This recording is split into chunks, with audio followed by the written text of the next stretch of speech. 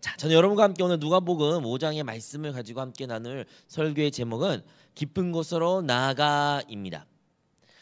여러분, 우리가 오늘의 본문의 말씀을 여러 번 혹시 이미 읽어봤던 분들도 계실 것입니다. 여기에서 핵심적인 것은 바로 예수님의 제자들이 등장하는데, 그 예수님의 제자들은 아직 예수님과 어떠한 관계를 맺지 않는 상태입니다. 남남이라는 거죠. 서로 알지 못한 상황입니다. 그런데 어떠한 사람이, 낯선 사람이 그들에게 다가와 이제 말하죠. 배를 빌려달라고요. 그래서 예수님께서는 그들의 배를 타시고 물 위에 조금 가서 거기서 설교를 하시고 많은 사람들이 그 설교를 듣고 은혜를 받았습니다. 당연히 그 배를 주인이었던 사람들도 함께 그 자리에 있었고 그 예수님의 그 강론에 큰 은혜를 받았을 것입니다. 그런데 이제 예수님이 예수님이 모든 강론을 마치시고 그 사람들에게 말합니다. 이제 물고기를 잡으러 가자. 그런데 오늘의 본문의 말씀처럼 이 사람들은, 이 어부들은 한 마리도 밤새도록 수고하였지만 물고기를 잡지 못한 상태였습니다. 그렇게 이들이 왜 못 잡았을까요? 왜 그들은 밤새도록 물고기를 잡으려 노력했지만 왜 잡지 못했을까요? 그들이 게을렀을까요? 그렇지 않죠. 그들이 전문적인 지식이 없어서 그냥 노력만 열심히 해서 그런 걸까요? 그렇지도 않습니다. 그들의 직업은 어부였고 그들은 어부로서 그들의 청년의 시절 아니면 더 어릴 때부터 어떻게 잡아야 되는지 잘 알았던 사람들입니다. 그럼 책임감이 없었을까요? 아니요. 그들은 그 배에 대한 주인이었고 동업자란 단어가 나온 것처럼 그들은 사장님이었습니다. 어떠한 직급이 높은 사람들일 수도 있죠. 즉 그들은 어떠한 일에서도 그 물고기 잡는 일에 책임감을 가졌을 것입니다. 그리고 후에도 베드로가 가정이 있다는 것을 우리가 볼 때에 그는 가정을 위해서라도 결코 그냥 물고기를 잡아서는 안 됐어요. 그는 반드시 성과가 있어야 됐던 것입니다. 그런데 이들은 밤새도록 물고기를 잡으려고 노력하였지만 결국에는 한 마리도 잡지 못한 상태를 보게 됩니다. 여러분, 우리 코로나 시기를 지나면서 그리고 오늘날 현대의 많은 청년들이 그리고 많은 사람들이 느끼는 감정 중에 하나는 바로 지침, 피곤함이라고 말합니다. 설문에 따르면 많은 직장인들 가운데 번아웃 현상을 느꼈다라고 말합니다. 번아웃 현상, 어떤 것이 이렇게 불타가지고 활활 타가지고 사라지는 것이라는 걸 번아웃이라고 우리가 흔히 말하는데 증후군이라고 표현하기도 하죠. 이 번아웃 현상은 왜 일어난 겁니까?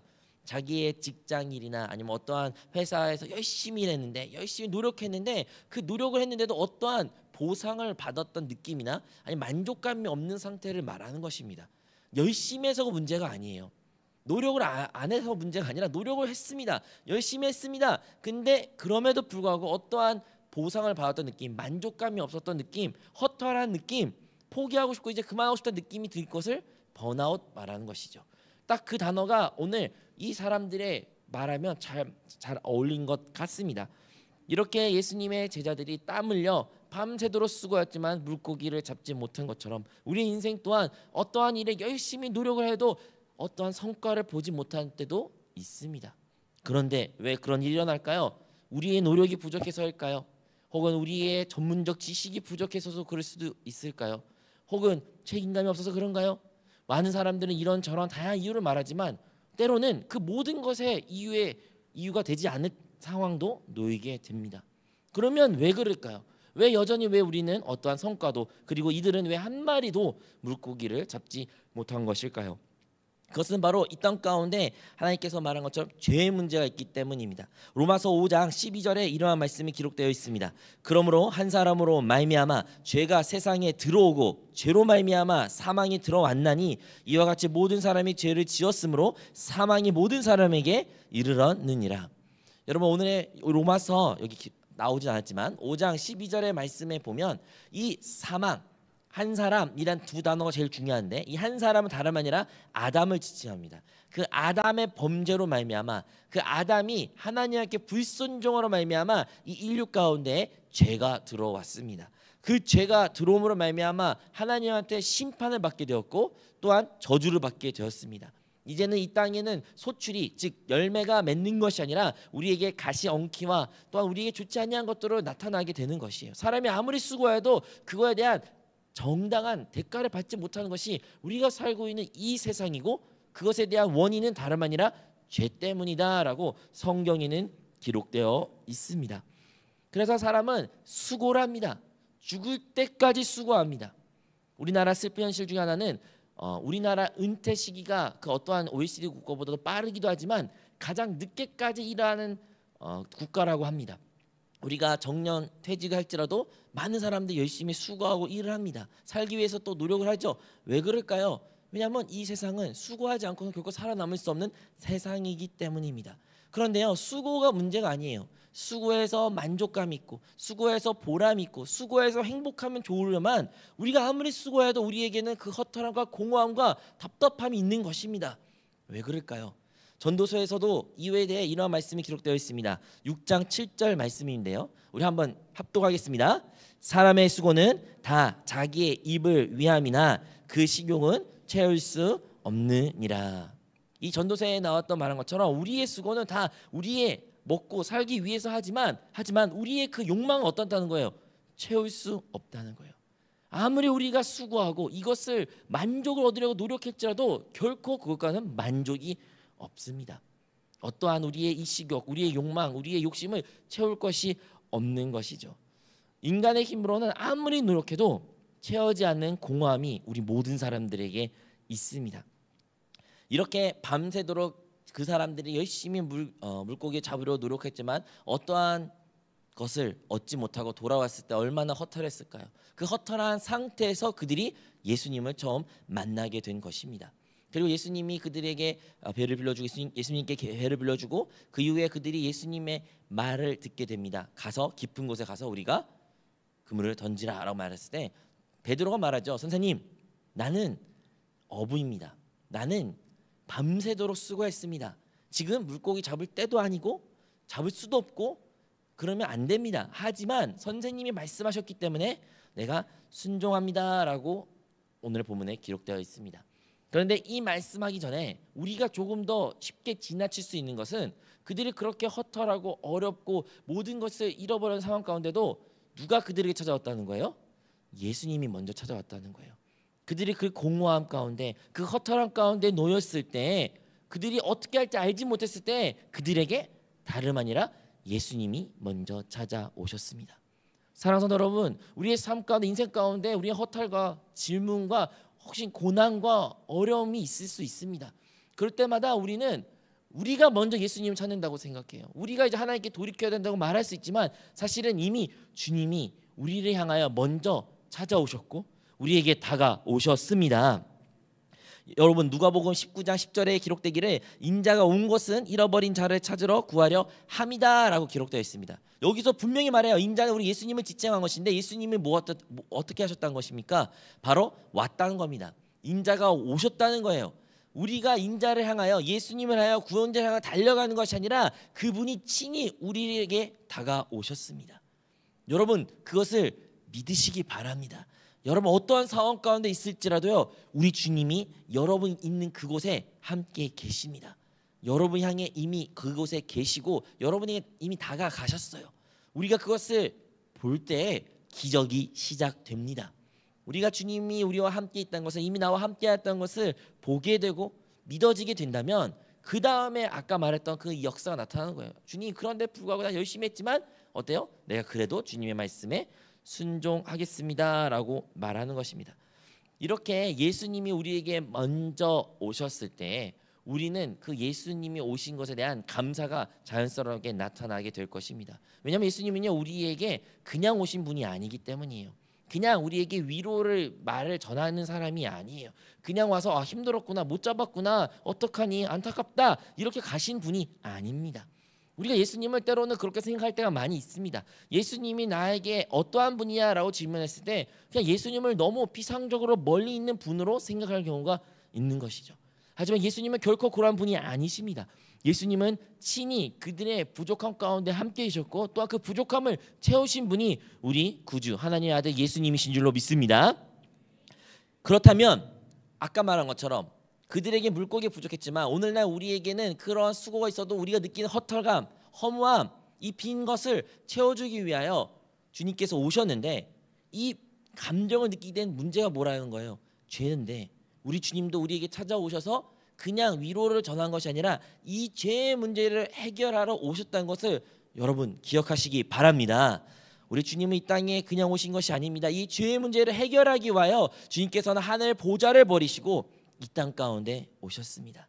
그는 어떠한 죄도 없으신 분이지만 우리의 죄를 위하여, 그 인류의 죄를 위하여, 이 땅 가운데 이 모든 저주를 끊으시기 위하여 주님께서는 찾아오셨고, 그리고 그 영광의 고난의 순환의 십자가를 지셨습니다. 여러분, 로마서 5장 8절에 이런 말씀이 기록되어 있습니다. 우리 한번 합독하겠습니다. 우리가 아직 죄인 되었을 때에 그리스도께서 우리를 위하여 죽으심으로 하나님께서 우리에 대한 자기의 사랑을 확증하셨느니라. 아멘. 여러분 예수님이 그냥 오시고 그냥 위로의 말을 말한 것이 아니고 그냥 이야기를 들어오신 것이 아니라 우리의 문제를 해결하러 오셨다고 말했지만 그 원인은 무엇이에요? 바로 우리를 사랑했기 때문입니다.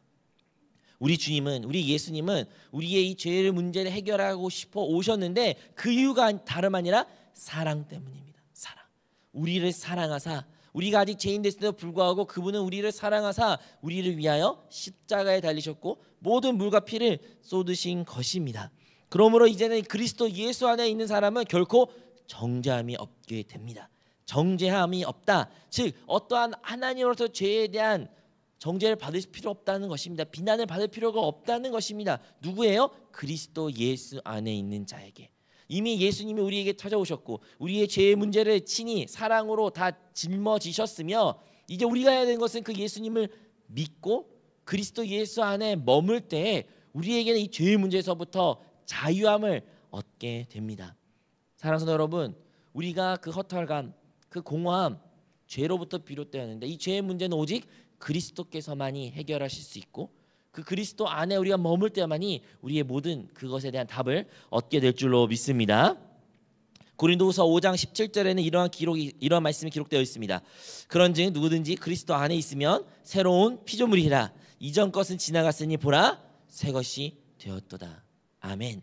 우리가 붙잡아야 될 말씀은 내가 예수님을 믿은 지 몇 년 됐을지라도 내가 새 피조물이라는 것을 확신을 가져야 됩니다. 우리는 때로는 예수님을 믿고 예수님을 신앙생활을 모태신앙을 너무 자연스럽게 해서 내가 이전과 이후와 차이를 모르는 사람이 있을 수 있겠지만 우리는 엄연히 다른 사람들입니다. 우리는 엄연히 세상과 다른 사람입니다. 우리는 엄연히 비그리스도인과 다른 사람들입니다. 왜? 성경에 기록되기를 바로 그리스도 예수 안에 있는 사람은 바로 새로운 피조물이라고 말하는 것입니다. 새로운 창조물이라는 것이에요. 어떠한 것도 비교할 수 없는 새로운 피조물이기에 우리가 새로운 피조물이 되었다는 것을 알아야 됩니다. 우리가 강아지하고 고양이가 다르다고 말합니다. 다르죠? 생명이 다르기 때문이에요. 결코 강아지가 짖는 것을 그 모습을 보면서 이상하게 생각하는 사람이 없습니다. 왜냐하면 강아지의 생명이 짖는 것이기 때문이죠. 하지만 우리 그리스도인도 마찬가지로 우리가 세상 사람과 외적으로는 비슷하게 보일 수 있을지라도 우리는 생명적으로 다른 존재입니다. 우리는 새로운 피조물인 것입니다. 그러므로 우리가 그들과 다른 것은 결코 이상한 것이 아닙니다.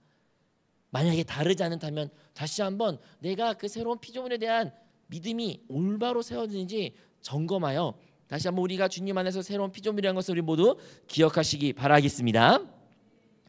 그래서 이제 예수님이 제자들에게 말씀하셨고 제자들은 의문을 품었지만 순종하여 예수님 말씀에 이제 그물을 던지러 갑니다. 근데 오늘 본문의 말씀 보면 오늘 설교 제목도 그렇게 기록되어 있지만 깊은 곳으로 가서 그물을 던지라고 말해요. 이제 제자들의 입장 한번 생각해 봅시다. 이 사람 처음 보는 사람이에요. 물론 말을 잘 가르쳐요. 정말 많은 것을 아는 분 것 같아요. 그런데 낚시는 한 번도 안 해본 티가 납니다. 그러니까 지금 한번 그물 던지자 이런 말을 하겠죠.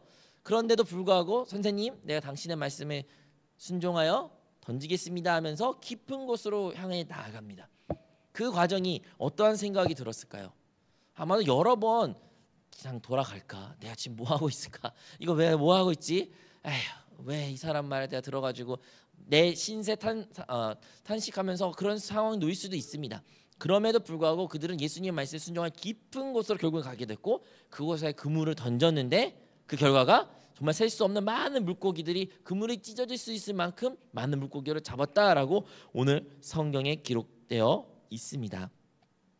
심지어 찢어졌다고 기록되어 있죠. 누가복음 5장 6절에는요. 이렇게 주님의 역사가 나타납니다. 언제 주님의 이러한 역사가 나타났을까? 이런 기적이 나타났을까요? 다름 아니라 주님의 말씀에 순종할 때 이러한 기적을 체험하게 됩니다.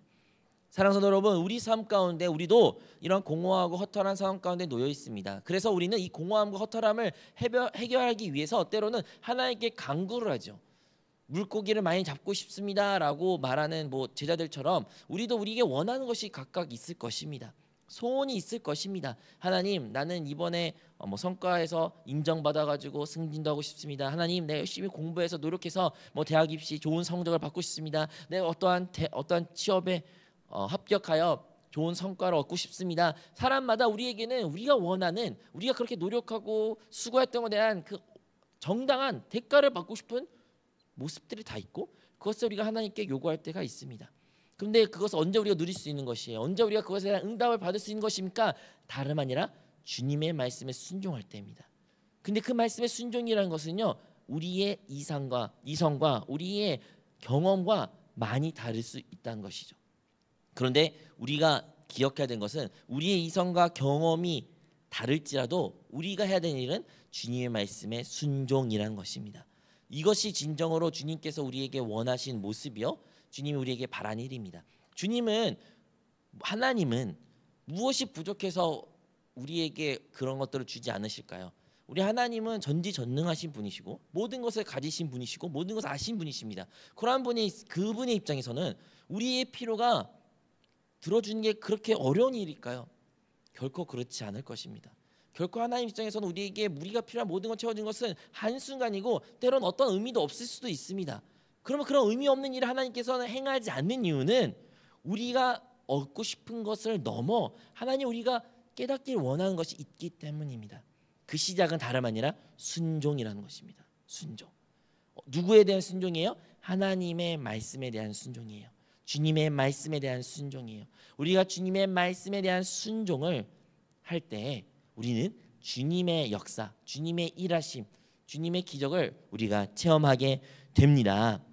그러므로 우리 안에 계신 주님은 이 세상 어떠한 것보다 크신 분이십니다. 요한일서에 기록된 것처럼 너희 안에 계신 그리스도가 세상 어떠한 것보다 크다고 기록된 것처럼 우리가 기억할 때 것은 우리가 놓인 어떠한 문제일지라도 어떠한 슬픔과 아픔과 고민일지라도 그것보다 크신 분이 다름 아니라 우리 주님이시고 그 크신 주님은 지금 하찮고 보잘것없는 우리 안에 함께 계신다는 것을 기억하시기 바랍니다. 우리 주님은 지금도 우리 안에서 말씀하고 계십니다. 말씀하고 계셔요. 기름 부음을 말씀하시고 말씀을 통해서 말씀하시고 공과나 성도님들과의 교제를 통해서 기도의 시간을 통해서 찬양과 여러 삶 가운데 여러분이 영으로 돌이킬 수만 있다면 주님은 우리에게 지금도 말씀하고 계시고 인도하고 계십니다. 이때 우리가 필요한 것은 그 말씀에 대한 기름 부음에 대한 순종이라는 것을 우리 모두 기억하시기 바랍니다. 그런데요, 가장 놀라운 기적은 사실 이 다음 이야기입니다. 바로 이 다음 사건이 일어나는 것입니다. 그들이 수없는 많은 물고기를 잡았습니다. 자, 그물이 찢어질 만큼 물고기를 많이 잡았습니다. 너무나 행복하겠죠. 너무나 좋겠죠. 그들이 밤새도록 수고하려고 노력하는데 한 마리를 못 잡았는데 이제는 상상할 수 없을 만큼 너무 많은 물고기를 잡으니까 얼마나 행복하겠습니까? 하지만 과연 그들은 행복했을까요? 그들의 반응은 행복한가요? 우리 상성으로 우리 말로 한번 바꿔볼까요? 열심히 내가 노력하고 돈을 많이 벌려고 하는데 돈이 잘 안 터져요. 돈이 잘 안 벌려요. 돈 잘 안 돼. 너무 가난해 힘들어요. 근데 내가 주님 말씀에 순종하니까 갑자기 내가 쉬운 방법은 로또를 맞았어요. 갑자기 로또가 당첨돼가지고 수십억이라는 돈이 갑자기 생겼어요. 갑자기 나 일이 잘 돼가지고 승진돼가지고 생각 못한 큰 돈을 제가 얻었습니다. 우리 같으면 행복하죠. 그죠? 행복하지 않습니까? 다 우리가 바란 일이고 우리가 원했던 일이고 내가 인정받았고 내가 얻었던 것이니까 내 생각한 성과보다 더 큰 걸 받았으니까 우리는 그들이 행복할 것이라고 생각하는데 생각보다 성경에서는 이들이 행복하다, 너무나 기쁘다, 즐겁다라는 말이 기록되어 있지 않습니다. 왜 그럴까요? 그들은 그들의 상상할 수 없는 더 많은 물고기를 얻을지라도 그들은 그 물고기들로 인하여 행복을 얻는 것이 아니었습니다. 우리는 마찬가지입니다. 우리가 이 세상 가운데 살아갈 때 우리는 때로는 많은 물고기들을 얻는 것 같이 우리 삶 가운데 필요가 많은 것들로 채워지기를 원합니다. 이게 필요하면 이것으로 많이 채워지기를 원해요. 뭐 저거 표하면 저것도 많이 채워지기를 원해요. 좀 더 구체적으로 말해볼까요? 예를 들어 돈이 필요해요. 예를 들어 나에게 100만 원이 필요해요. 200만 원이 필요해요. 1000만 원이 필요해요. 우리는 이것이 더 많이 채워지기를 원해요. 그것이 뭐 10억이 됐든 100억이든 많은 것을 채워주고, 나에게 뭐 좋은 장난감을 원하든 아니 컴퓨터를 원하든 핸드폰을 원하든 그것보다 더 많고 더 좋은 것으로 채워지기를 원해요. 우리는 그런 원하는 것, 채워진 것을 원하고 그것이 되면 내가 행복할 것이라고 생각을 합니다. 그리고 이 자리 가운데 그러한 원함이 있고 그것을 위하여 노력하고 수고하였고 또 하나님의 복을 허락하여 주사 그것을 얻는 자들이 있는 줄로 압니다. 우리 권사님들, 장로님들, 신앙생활 오래 하신 분들, 우리가 사실 상상하기 어려울 만큼 지금 하나님의 복을 받았다고 간증한 분들이 많이 있습니다. 그런데 그것으로 인하여 행복하십니까? 그것이 채워졌다고 해서, 나의 집의 평수가 늘어졌다고, 나의 차가 좋아졌다고 해서, 나의 환경이 변했다고 해서 여러분 그것으로 인하여 행복하다고 말하는 분들은 별로 없습니다. 왜 그럴까요? 왜 그럴까요? 왜 제자들은 그렇게 많은 물고기를 받았는데도 그들이 행복하다는 말하는 것이 아닐까요? 미국에 이제 데니얼 카너먼 그리고 앵거스 디턴 이 두 사람이 함께 연구한 결과가 있는데요. 이 사람들은 이러한 연구를 했습니다. 돈을 벌면 벌수록 사람이 행복해질 것인데 그것을 그래프로 수치화했습니다. 그래서 예를 들어 내가 연봉이 뭐 2천만 원일 때, 3천만 원일 때, 4천만 원일 때, 5천만 원일 때, 1억일 때, 2억일 때, 10억일 때, 100억일 때 이렇게 쫙 해서 행복도수를 이렇게 쭉 수치화해가지고 사람들의 설문을 했다고 합니다. 수십 년의 많은 사람들의 설문을 했는데 진짜 돈이, 월급이, 연봉이 늘어나면 늘어날수록 행복은 늘어났습니다. 사람이 행복하다고 말했어요. 그런데 재미있는 것은 어느 지점에 되니 그 행복도가 늘어나지 않은 것입니다. 늘어나도 너무나도 미미하게 늘어난 것이에요. 뭐 그 결과에 따르면 7만 5천 불인데 뭐 환율로 따지면 한 1억이라고 저희가 쉽게 한번 생각해봅시다. 연봉 1억부터는 더 많이 벌어도 그것이 2배든 3배든 10배가 되어도 행복도가 그렇게 늘어난 것이 아닙니다. 행복도가 어디에서 수렴된다는 것이에요. 그런 연구 결과가 있습니다. 물고기도 마찬가지예요. 그들이 그물을 처음에 한 마리도 못 잡았으니까 제발 딱 3마리만 잡고 싶다, 10마리만 잡고 싶다, 100마리만 잡고 싶다 이런 생각 들 수도 있지만 진짜 그물이 찢어질 만큼 많이 잡으면 그들이 그 다음에 원하는 것이 물고기 한 마리 더 생긴 걸 원할까요? 그렇지 않죠. 절대 그들의 그 갈급함을 채워준 것이 그것이 아닙니다. 돈도 마찬가지입니다. 우리가 없으니까 그것으로 채워지고 있으면 행복할 걸 하지만 어느 순간이 지점이 오면 그것을 더 구한다고 해서 행복하지 않는 우리의 모습을 보게 됩니다. 그러면 어떤 일이 일어날까요? 다름 아니라 제자들이 그 사건을 보고 예수님 앞에 무릎을 꿇고 두려움에 떨게 되는 것입니다. 누가복음 5장 8절에 이런 말씀이 기록되어 있습니다. 오늘 읽었던 말씀인데요. 시몬 베드로가 이를 보고 예수의 무릎 아래에 엎드려 이르되 주여 나를 떠나소서 나는 죄인으로서이다 하니. 그들이 예수님의 말씀에 순종하고 주님의 살아계심을, 진짜 하나님이 살아계신다는 것을 깨달았을 때 그들이 행했던 첫 번째 일은 다름 아니라 하나님께 그리고 주님께 대한 두려움을 갖게 되고, 그 두려움에 가진 원천은 뭐예요? 나는 죄인이다라고 말한 것입니다. 죄인, 나는 죄인입니다. 그래서 주님 나를 떠나소서라고 그들은 말합니다. 이것이 바로 그리스도인들이 다 거쳐가는 과정입니다. 여러분 행복해야 돼요. 예수님이라는 분이 아니면 요술 램프 같은 분이 와가지고 나의 모든 필요를, 나의 그렇게 원하고 해결하고 싶은 문제를 해결하시는 슈퍼맨이 나타났는데 우리는 그 상황 가운데 행복해야 되는데, 근데 진정 예수님의 제자였던 베드로는 그 상황 가운데 절망을 합니다. 주님 나를 제발 떠나소서 나는 죄인입니다. 그 세상 사람들 보기에 가장 행복해야 될 상황인데 불구하고 예수님의 제자였던 베드로는 절망을 했습니다. 우리 그리스도인들도 마찬가지입니다. 우리 삶 가운데 우리의 진정으로 하나님이 살아계심을, 하나님을 만나게 된다면 우리는 절망할 수밖에 없습니다. 무엇에 대한 절망일까요? 뭐 첫 번째 절망은 당연히 아니라 내가 원하는 것과 근데 내 현실은 다른 것에 대한 절망을 갖게죠. 뭐 베드로가 아까 말한 것처럼 물고기를 많이 잡고 싶은 그러한 자기 자신의 모습을 그렸지만 현실은 한 마리도 못 잡는 그런 현실과 같이 우리의 인생 가운데 우리의 절망은 무엇이에요? 나는 이러한 모습, 이러한 사람이 되고 싶지만 그러지 않는 나의 현실적인 모습 보면서 모든 사람들은 절망합니다. 그리스도인들은 그렇게 절망을 해요. 두 번째 또 다른 절망은 아무리 내가 수고를 해도 노력을 해도 되지 않는 것에 대한 절망이에요. 여러분 생각보다 그리스도 예수님 믿고 나서부터요, 나는 좋은 사람 그래도 될 수 있어. 그래, 난 하나님 기쁨이 될 수 있어. 그래, 난 하나님 율법을 말씀 잘 지킬 수 있어. 난 잘할 수 있어라고 생각하면서 수고한 사람들이 많이 있습니다. 하지만 그들에게도 절망의 순간이 찾아옵니다. 아니다, 못한다, 난 할 수 없다. 그리고 마지막으로 그리스도인들의 세 번째 절망은 바로 우리가 하나님으로부터 단절해서부터 오는 절망입니다. 우리가 할 수 없다는 것을 깨달았을 때 나는 진짜 하나님과부터 멀어지고 하나님이 나와 함께 있다는 그런 확신과 믿음이 없게 되는 것입니다.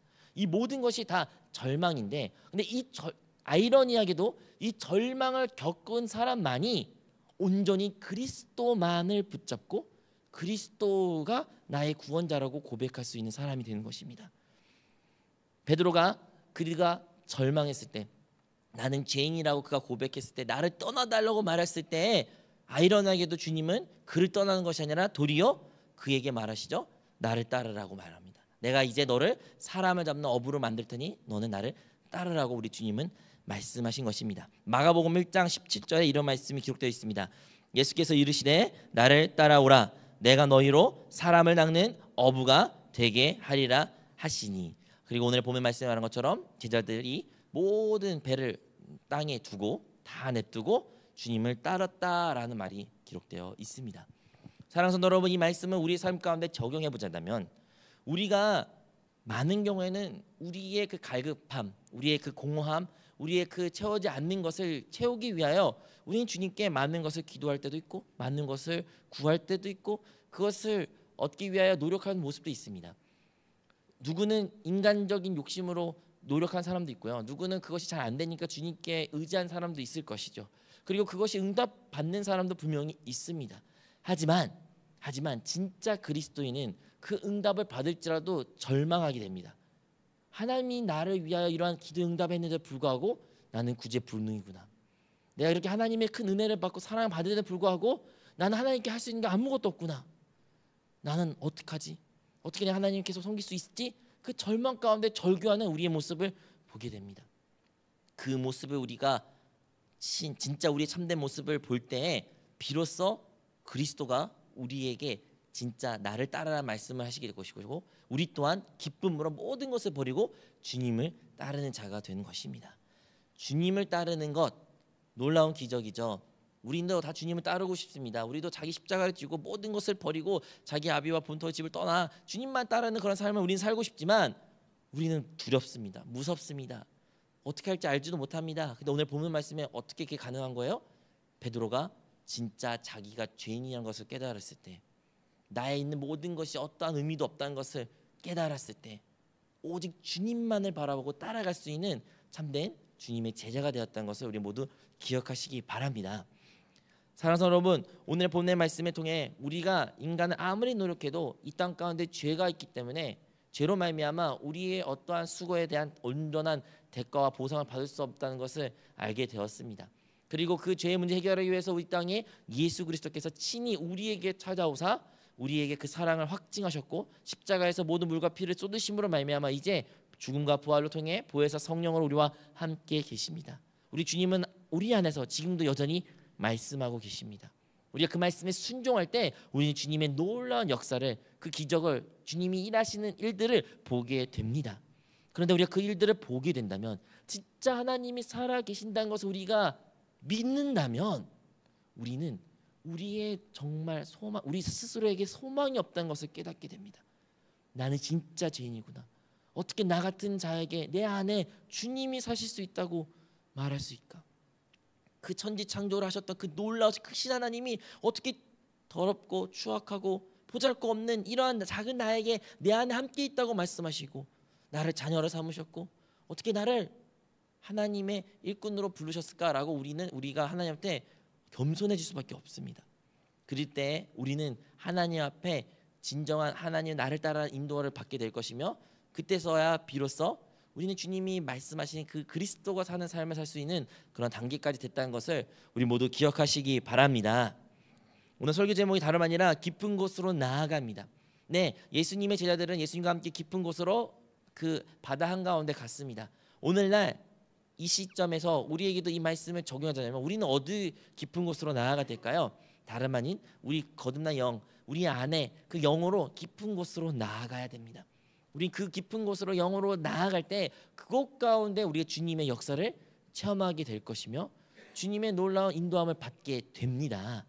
우리가 화려한 세상 가운데 우리의 생각과 마음과 시간과 모든 것을 빼앗게 되면 그곳 가운데는 어떠한 결과가 있고 슬픔이 있고 혹시 성공과 뭐 다양한 일들이 일어날지라도 그곳 가운데 진정한 주님의 역사를 보지 못합니다. 하지만 우리 깊은 곳에 그 영으로 우리가 돌이킬 때 그곳 가운데 주 예수의 이름을 부르고 주님을 묵상하며 주님과 함께 거할 때에 주님의 놀라운 역사를 보게 됩니다.